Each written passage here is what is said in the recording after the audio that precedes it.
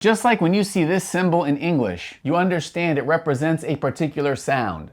B. We want you to do the same thing in Arabic, except the symbol is going to look like this now. It's a U-like shape with a dot underneath it. An example of an Arabic word that begins with the letter ba is the name Bilal.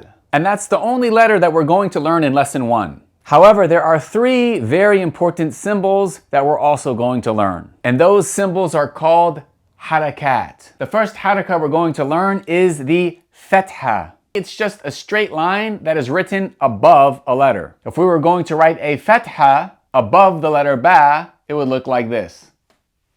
And the vowel sound that the fatha represents is like the English letter A, similar to the name Adam. The second haraka we want to learn in this lesson is the kasra. It's just a straight line beneath a letter. For example, if we were going to write a kasra beneath the letter ba, it would look like this. And the sound it represents is similar to the English letter I. So we're going to pronounce it like E, such as in the word Islam. Now the last symbol we want to learn in this lesson is the dhamma.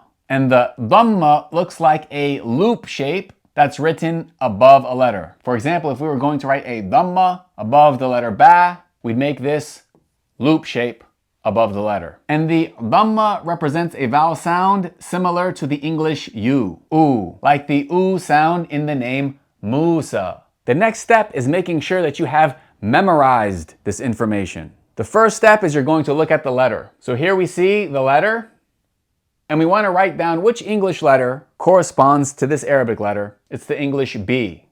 So that's why the first letter here is the letter B. Then comes step 2. After identifying the letter, then you're going to read the haraka. The haraka we have is a fatha, and it represents the sound corresponding to the English A. So the second letter that we wrote here was an A. So then when you read this all together, it will sound like ba. Just like in English we wrote ba. The letter ba making that B sound, and the fatha making that A sound, which together is ba.